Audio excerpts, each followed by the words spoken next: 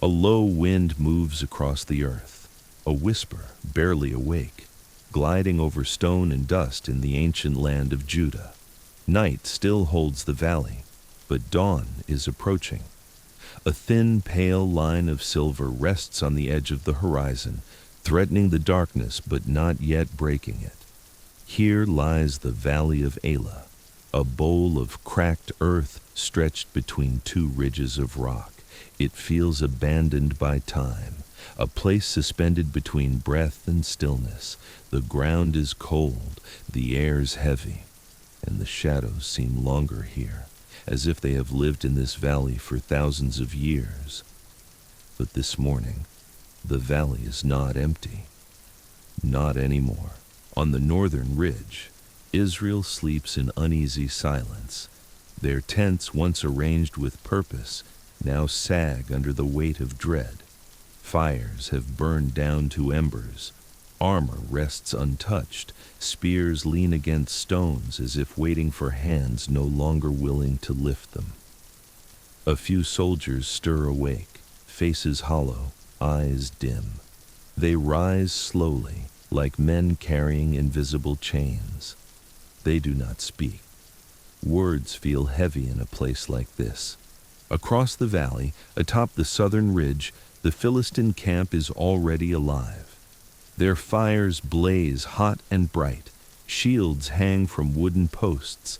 Helmets gleam in the rising glow. Their movements are not sluggish. They are confident, deliberate, predators preparing for the day. One soldier laughs, another spits into the dirt. They sharpen blades loudly, not out of necessity, but to make sure the sound carries. It does. It always does. Down into the valley, up into the Israeli camp, straight into the hearts of men who no longer believe they can win. For a moment, just before the light breaks, the entire valley holds still. A crow circles overhead, its wings beating slowly. A distant ram bleats somewhere beyond the hills, small sounds in a vast emptiness. Then, the silence shifts, tightens, darkens. Something is coming, something that has walked this valley every morning for 40 days. The earth seems to brace itself. Even the wind grows thin and cautious. And then, with a deep weighted thud, a foot strikes the ground, followed by another and another. Slow, certain, measured, each step rolling across the valley floor like a drumbeat in the hollow morning. Every man in Israel knows this sound, even before they open their eyes. Goliath has risen. The giant walks with the confidence of a man who has never known fear. Bronze scales ripple across his massive chest as the dim sunrise flickers against them. A helmet sits heavy atop his head, casting a harsh shadow over eyes hardened by war. His skin bears the marks of battle. Old scars, new wounds, stories written in flesh. His breath is slow and cold, visible in the morning air. His shadow stretches across the earth like a dark finger pointing toward Israel. Before him walks his shield-bearer, a grown man who looks child-sized next to the giant he serves. Goliath descends the ridge with rhythmic certainty, each step sinking deep into the soft soil beneath him. When he reaches the center of the valley, his valley, he stops. He inhales, he lifts his chin, and he roars. His voice tears across the valley like thunder breaking a storm. Where is the one who will stand against me? His words scrape the air, raw, jagged, scorching. Do you not have a warrior among you? He taunts. Is there no man in Israel with the courage to face me? The giant spreads his arms wide, letting his weapons clatter against his armor. I am Goliath of Gath, he bellows, and I defy your armies. The echo lingers, a violent scar cut across the stillness. Silence follows, a silence more painful than any shout. On Israel's ridge, soldiers bow their heads, hands trembling against shields. Some shut their eyes, some turn away. Some whisper prayers they no longer believe will be answered. This is the 41st day of humiliation. 41 days of waking to a nightmare. 41 days of watching courage evaporate like dew under the sun. Goliath laughs, a deep guttural sound like stone grinding against stone. He knows they fear him. He knows they cannot stop him. He knows the valley belongs to him. For now. The ridges rise high on both sides. The valley floor stretches open. Two armies watch each other, but neither moves. Above it all, the sky brightens. Hints of gold break through the blue-black dawn. The day has begun. But something is different. Far away, beyond the hills, beyond the camps, beyond the fear, a young shepherd is walking toward the valley, not with armor, not with a sword, not with a soldier's stride, but with a simple step, light, steady, guided by something older and deeper than fear. David is coming, and the valley is waiting for him.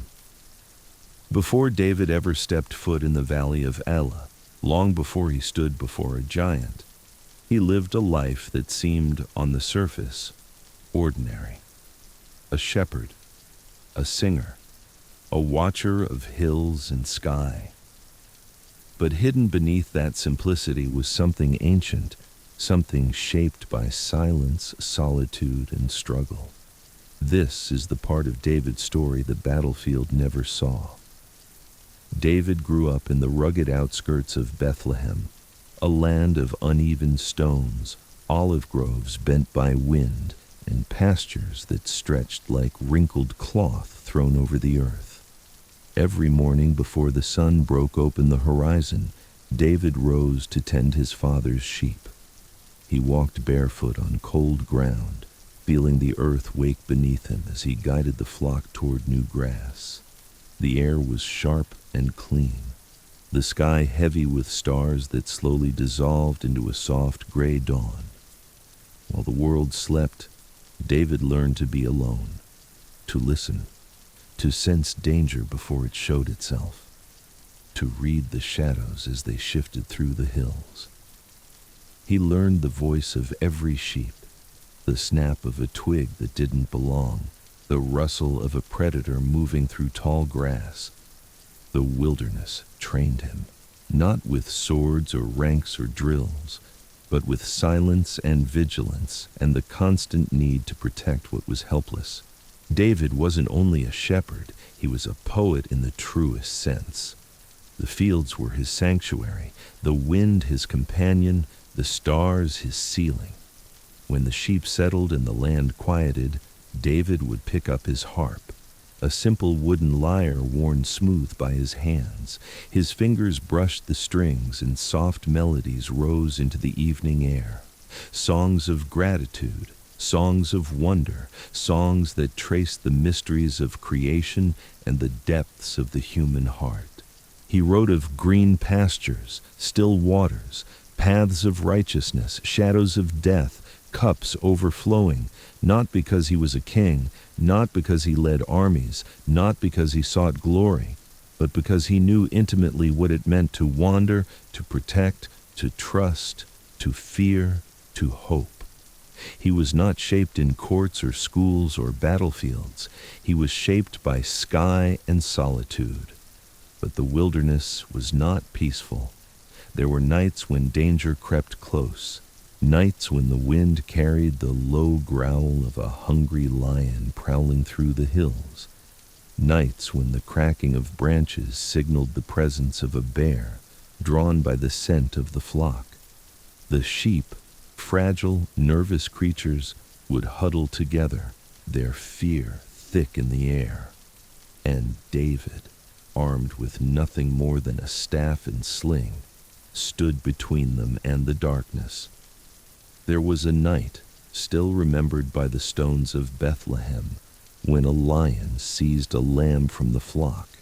David ran toward the sound. His heart thundered, but his resolve was solid stone. He struck the lion. It turned on him. Its roar shook the earth. David fought it with his bare hands. The dust beneath them turned and churned as shepherd and predator clashed in a desperate battle. But David prevailed. He rescued the lamb and carried it back to the flock. And when the sun rose, its first rays fell on a shepherd who looked more like a warrior than anyone realized. Another day, a bear came down from the ridge, massive, relentless. David faced it too. These stories weren't known widely. They weren't told in courts or sung in taverns, but they were carven into David's spirit. He did not learn courage in a school. He learned it in the loneliness of survival. He did not learn faith from sermons. He learned it from standing unprotected under the open sky with danger pressing in. God trained David not through comfort, but through struggle. Not through applause, but through obscurity. Long before the valley, another moment had taken place, quiet, almost hidden, that marked David's destiny. The prophet Samuel had come to Bethlehem under the cover of secrecy. He told Jesse to bring his sons before him. Eliab, tall, strong, commanding, stood first. Samuel looked at him and saw what men look for: strength, confidence, a soldier's stature. Surely this is the one, Samuel thought. But God whispered, "Do not consider his appearance or height. I do not see as man sees. I look at the heart." One by one, Jesse's sons passed before Samuel: Abinadab, Shammah, then the others. 7 men, all impressive, all capable, but none chosen. "Are these all your sons?" Samuel asked. Jesse hesitated, then replied, "There remains the youngest, but he is tending the sheep, not even invited to his own destiny." David entered the room, dust on his feet, sun in his hair, the smell of pasture clinging to him. And God spoke again. "This is the one." Samuel anointed him in front of his brothers. Oil ran down David's head, down his face, dripping onto the ground. But David didn't become king that day. He didn't move into a palace. He didn't gather soldiers. He returned to the fields, to the quiet, to the sheep, to the life no one valued, because God wasn't finished shaping him. Greatness begins in shadows. Kings are formed long before they are crowned. So when Jesse called David one morning, sending him to deliver food to his brothers at the front lines, David didn't question it. He gathered bread, cheese, grain, ordinary supplies for ordinary soldiers. He said farewell to the flock, to the hills that raised him, to the solitude that shaped him. He walked with the quiet stride of someone accustomed to long distances. The air warmed as the morning unfolded. Dust rose beneath his sandals. Fields gave way to rocky paths. Rocky paths gave way to the edges of war. In the distance, just beyond the last ridge, David heard something, a faint echo, a deep cry, a voice that did not belong to any man he had ever known. He felt it before he understood it. Something waited for him in the valley, something that his entire life had unknowingly prepared him for. David walked faster. When David reached the outskirts of the battlefield, the sun was climbing higher into the morning sky. Heat rose off the rocks. Dust drifted under his sandals. The murmurs of soldiers flowed through the camp like a low, trembling river. Israel's army, thousands of men, looked nothing like an army at all. They looked like fragments of men, pieces of courage scattered across a hillside. Some sat with their armor undone. Some stared into empty space. Some avoided David's eyes as he passed, as if ashamed of what the valley had made them. David delivered the supplies, spoke to the keeper, greeted his brothers. But before he could ask why the camp felt so hopeless, the valley shook. A sound rolled across the earth. Not thunder, not war drums, not chariots. A footstep, then another. and another, each one like a hammer falling onto the world. The soldiers stiffened, heads turned, voices fell silent. They knew this sound. They dreaded this sound. And David, curious, unafraid, turned toward the valley's edge to see what had stolen the courage of Israel. Goliath of Gath emerged through the dust like a creature ripped from legend. He was not merely tall, he was monumental, a living tower of muscle and metal. His bronze helmet caught the sunlight and scattered it into harsh beams. The plates of his armor shifted like the scales of a monstrous serpent. His shadow fell long and heavy across the ground, distorted by the uneven earth, but massive beyond disbelief. A javelin hung from his back, a sword rested at his side, a spear with a shaft thick as a beam, with an iron head weighing more than a child, was clutched easily in his enormous hand. He moved with a terrifying calmness, like a predator who knows nothing in this valley can harm him. His shield-bearer, a man in his prime, looked like a child beside him. When Goliath reached the center of the valley floor, he stopped. He lifted his head toward the ridge of Israel, toward thousands of men who could not meet his gaze. The giant inhaled slowly, deeply, and unleashed his challenge. "Why," Goliath roared, "do you come out and line up for battle?" His voice slammed into the hillside, a monstrous echo that made even the stones seem to shiver. "I defy the armies of Israel," he shouted. "Send out a man to fight me." His laughter followed, low, cruel, like metal grinding against bone. Then he mocked them, mocked their king, mocked their God. For 40 days he had done this, morning and evening, an unbroken cycle of intimidation, and Israel, day after day, broke a little more. Men looked away. Some covered their faces, some crouched behind stones as if trying to shrink from existence. David watched all of this with a mixture of shock and burning anger. This was the reason the valley felt so suffocated. This giant, this voice, this presence that ruled through fear. Goliath was not just a man, he was a symbol, a living embodiment of everything Israel no longer believed it could overcome. David stepped forward, eyes narrowed, brows drawn tight. He scanned the faces of the soldiers around him, men older, stronger, trained for years, all of them recoiling from a single man. "What will be done?" David asked, "for the one who kills this Philistine and removes this disgrace from Israel?" The soldiers looked at him as though he were mad. One whispered, "The king will reward him greatly." Another added, "He will give him wealth, his daughter's hand. His family will never again pay taxes." Their voices were not filled with encouragement. They were filled with disbelief, as if even mentioning these rewards felt embarrassing. "But no one," the soldier muttered, "no one can kill him." David's jaw tightened. "Who is this uncircumcised Philistine," he said, "that he should defy the armies of the living God?" The words struck like sparks in dry grass. His brothers heard him, Eliab especially, and came quickly. Eliab's face twisted with anger, shame, frustration. "Why have you come here?" he hissed. "And with whom did you leave those few sheep in the wilderness?" He stepped closer, voice rising with bitterness. "I know your pride, your insolence. You only came to watch the battle." David held his gaze steadily. "What have I done now? Was it not just a question?" Eliab turned away, unable to understand the fire that burned in the young shepherd's eyes. As David moved through the camp, he heard the same thing again and again.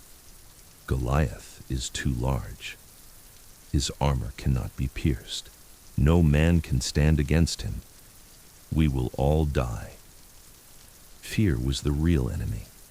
fear more massive than the giant, fear that suffocated every soul within the Israelite ranks. David listened, but he did not bend. Where others saw impossibility, David saw insult. Where others saw a monster, David saw a man.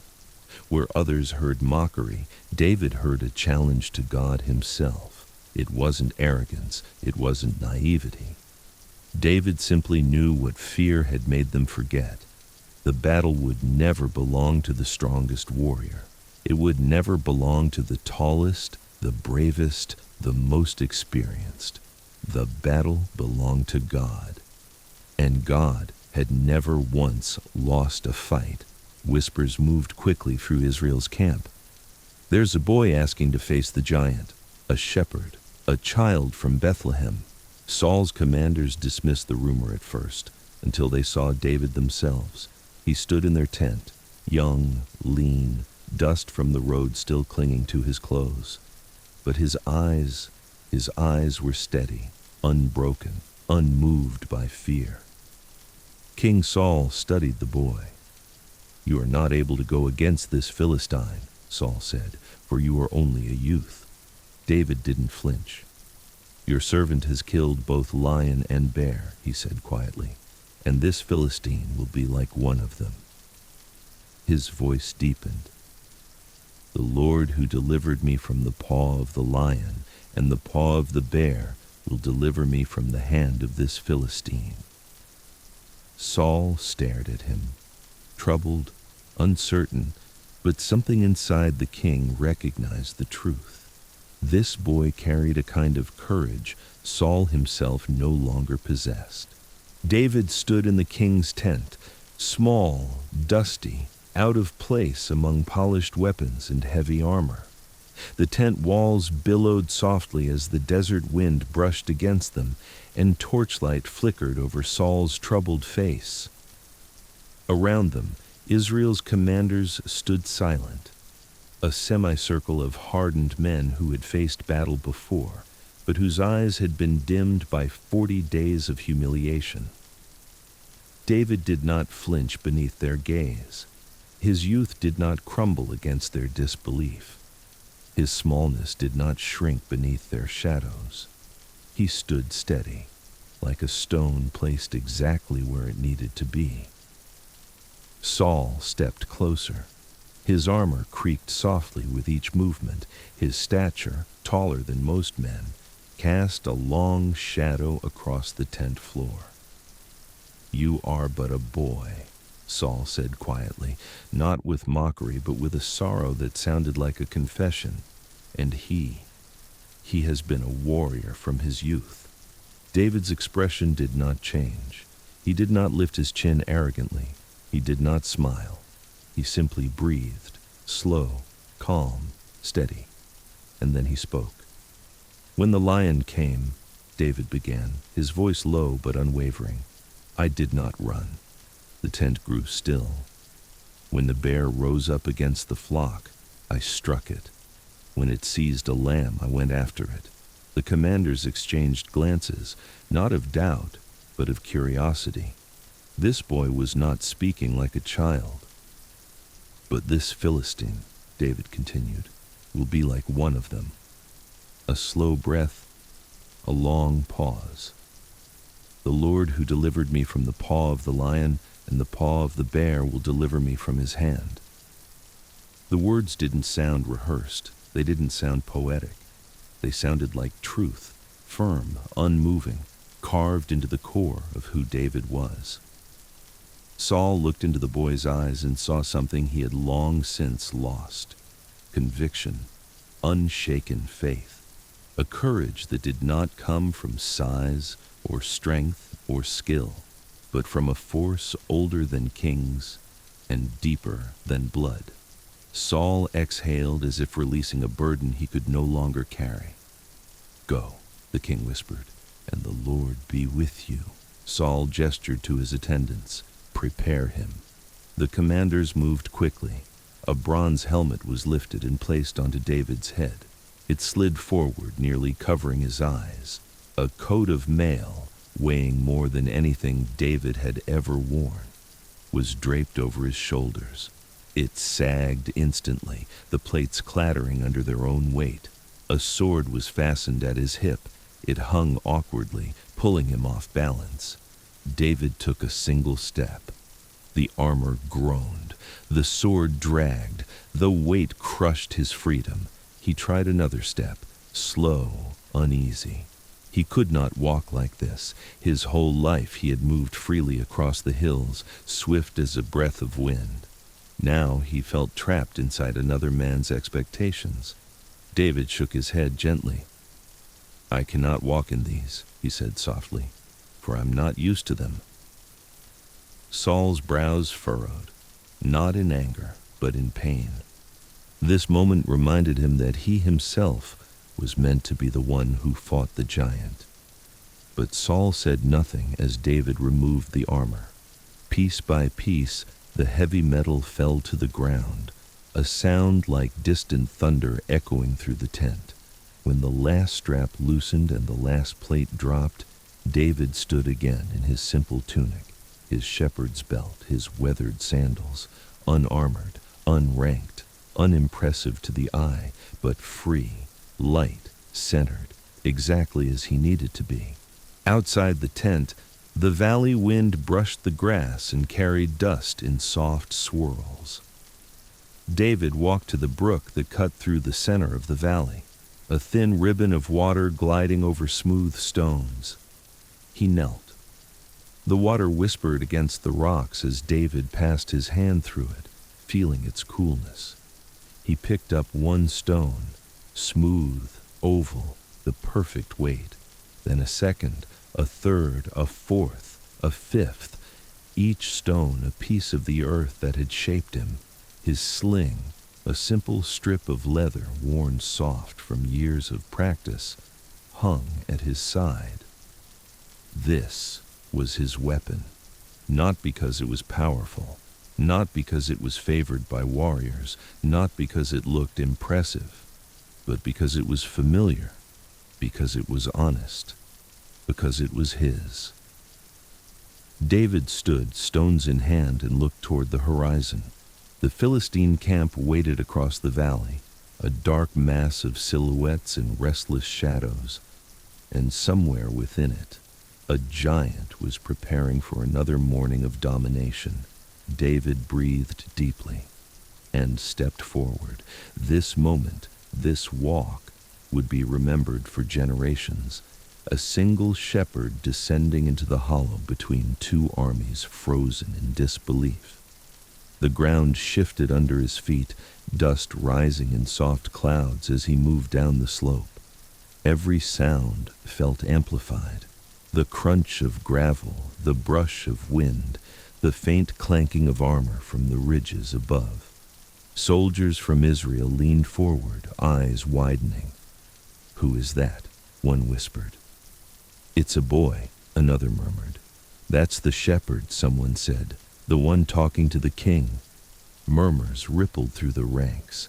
Confusion, disbelief, a flicker of something that might have been hope, but was too fragile to trust just yet. Across the valley, the Philistines watched, amusement spreading through their ranks.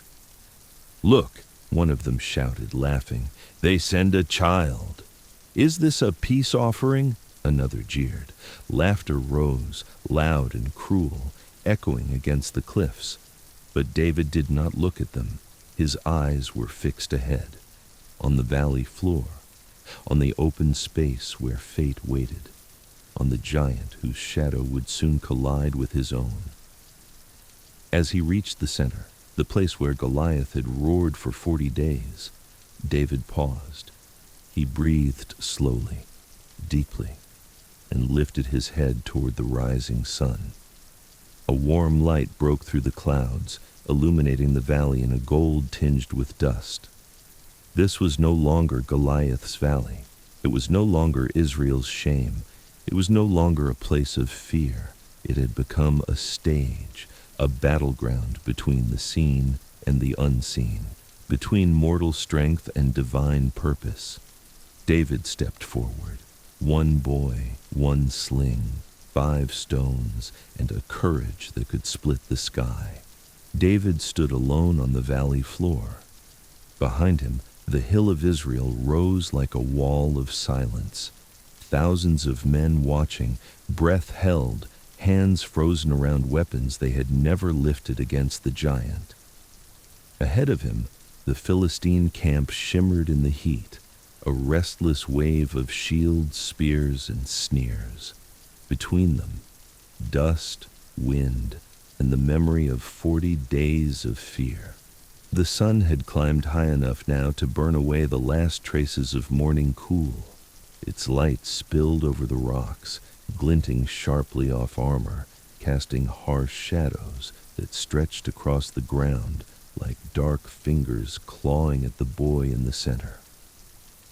David could feel the heat on his neck, the dry taste of dust on his tongue, the steady drum of his own heartbeat pulsing in his ears.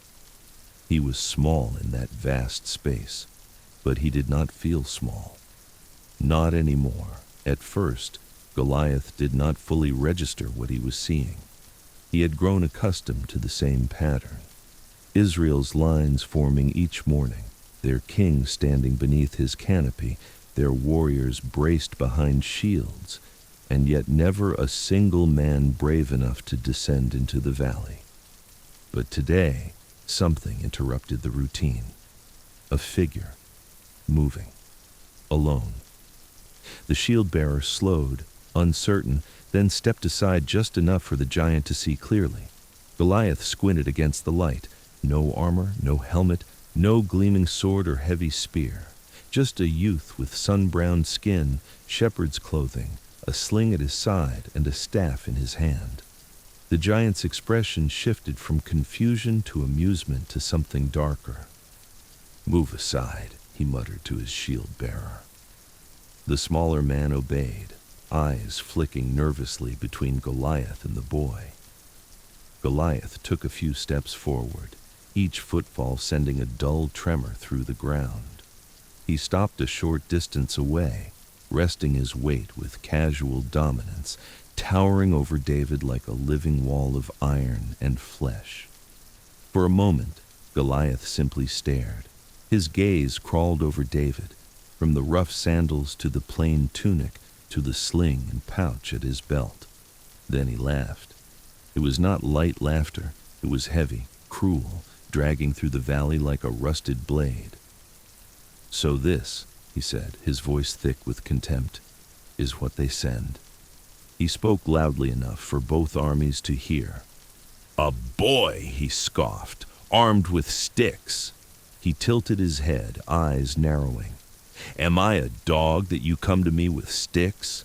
His words spilled across the valley, spattering like venom. He glanced up toward Israel's ridge. "Is there no man among you?" he called out. "Not one who dares to face me?" He turned back to David, his lips curling. "Come here," he growled, "and I will give your flesh to the birds of the air and the beasts of the field." Philistine laughter rose behind him, sharp, echoing, eager for blood. On Israel's side, men lowered their eyes. Some couldn't bear to watch. Some muttered prayers under their breath for a boy they believed was already dead. The wind blew softly across the valley, picking up dust, tugging at the edges of David's tunic, whispering against the leather of his sling. David felt Goliath's words wash over him, the insults, the threats, the sentences dripping with hatred. But they did not sink in. His focus was not on the size of the man before him or the roar of the army behind him. His focus was on something far above the valley. He lifted his head. "You come to me," David said, voice clear, not shouted, but steady enough that every word reached the ears of both armies. "With a sword, and with a spear, and with a javelin." He took one step forward, dust puffed up softly beneath his heel. "But I come to you in the name of the Lord of hosts, the God of the armies of Israel, whom you have defied." A murmur rippled through Israel's ranks. Some men straightened, as if remembering something they had forgotten. Goliath's smile faded. David continued, each word deliberate, anchored. "Today, the Lord will deliver you into my hand." His hand brushed lightly against the pouch at his side. "And I will strike you down and remove your head from you." He let the statement hang in the air, not as a boast, but as a verdict. "The whole earth will know that there is a God in Israel," David said. He shifted his gaze briefly to the hills above him, not looking at faces, but addressing the hearts behind them. "And all this assembly shall know that the Lord does not save with sword and spear." A long breath, a final line. "For the battle is the Lord's, and he will give you into our hands." The valley was suddenly very, very quiet. Even the wind seemed to pause. Goliath's face twisted, the veins in his neck tightening, his jaw clenched so hard the muscles jumped beneath his skin. Enough. He lifted his spear, massive muscles coiling, and began to advance. The ground trembled beneath each step. His shadow swelled, swallowing the stones, stretching out toward David like a dark, reaching tide. Philistine soldiers pounded their weapons against their shields, shouting, howling, feeding the giant's rage. On Israel's hill, some men felt their guts clench. Some nearly turned away again, but others, just a few at first, felt something different, a flicker, a spark. The faint, distant memory of a God who had parted seas and toppled walls. Down below, David did the one thing no one expected. He ran, not away, not to the side, not hesitating. He ran straight toward the giant. His steps were quick, sure, measured, the same way he had moved across hills and fields, chasing predators away from his flock. His body knew this rhythm. His muscles recognized this kind of danger. This was not new, only bigger. Every heartbeat felt like a drum, every breath like a bellows feeding a fire. As he ran, his hand dipped into the pouch at his side. His fingers closed around one stone, cold, smooth, heavy enough to matter. He didn't need to think. He had done this 1,000 times in secret. Stones whistling through air, striking distant targets, scaring off wolves and thieves alike. He set the stone into the sling. The world narrowed. Goliath's roar dulled into a distant echo. The shouts of the armies faded into a low, meaningless hum. All that remained was distance, breath, motion, and purpose. David planted his feet just long enough to let his body pivot. The sling began to circle, once, twice, again. The leather cord whistled softly, a growing whisper cutting through the thick air. The tension built, his arm, his shoulder, his waist. Every movement flowed in a single fluid, practiced line. Years of preparation no one knew about compressed into a heartbeat. Goliath kept coming, breathing hard, armor clanking, spear tilted forward. He did not slow down.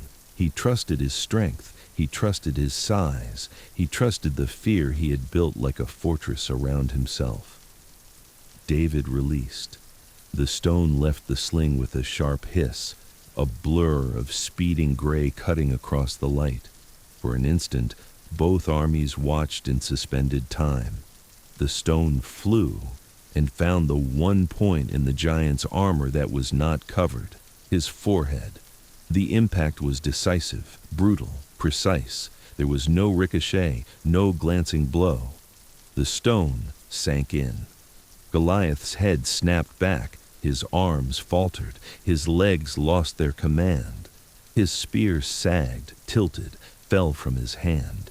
For a fraction of a moment, he hung in the space between standing and falling, a monument losing its balance. Then gravity claimed him. The giant toppled forward. His body crashed into the ground with a deafening, earth-shaking thud. Dust exploded around him in a cloud.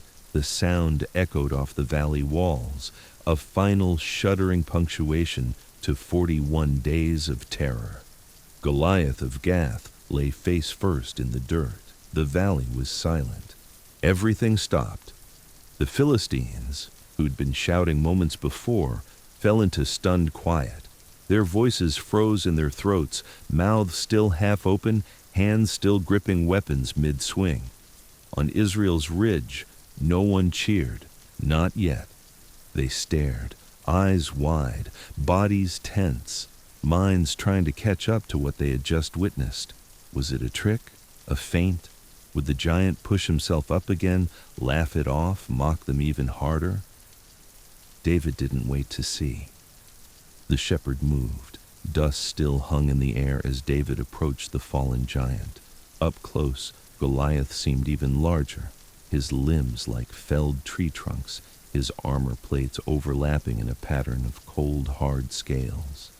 His chest did not rise, his fingers did not twitch. The valley listened. David stood over him, the boy and the Titan sharing the same patch of earth. At Goliath's side, a sword rested in its sheath. It was massive, broad, brutal, a weapon crafted for a hand like the one that now lay still. David wrapped his fingers around the hilt.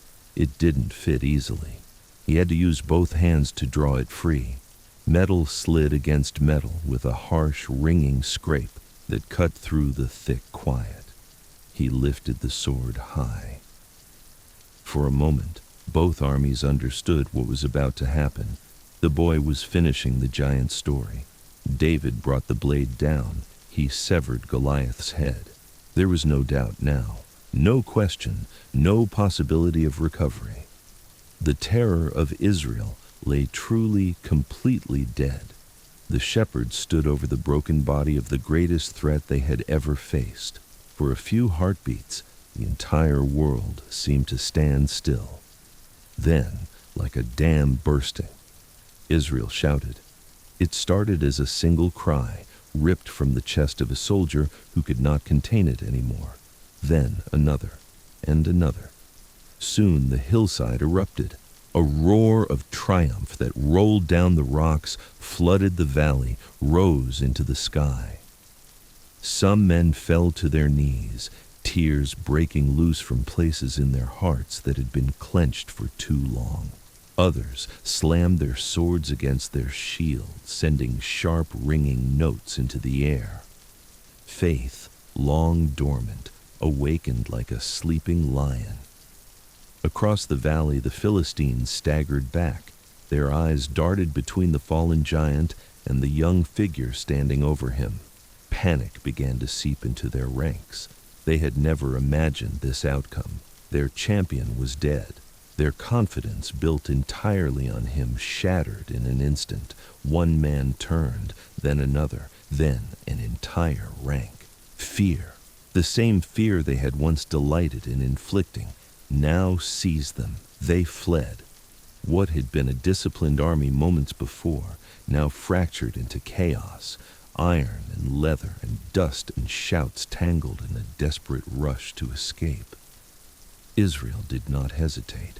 They surged down the hillside, their voices still echoing, chasing the enemy they had once feared to even face. The valley that had belonged to Goliath for 40 days no longer belonged to him. It belonged to the boy, and behind the boy, to the God who had sent him. As the armies clashed and scattered farther down the road, the valley itself grew quieter again. David remained near the body. The adrenaline that had carried him into the confrontation now began to ebb. He was breathing hard. Sweat and dust clung to his skin. The giant's sword still weighed heavily in his grip. Goliath's head lay beside him, a stark, undeniable reminder that this was not a dream, not a story to be told in some distant future. It had happened. Here. Now. The shepherd looked down at his own hands, hands that had once only guided sheep, plucked harpstrings, picked up stones by brooks. Now they were stained with the dirt and memory of a fallen giant. He lifted his gaze toward Israel's ridge. Men were still running past him, racing after the fleeing Philistines.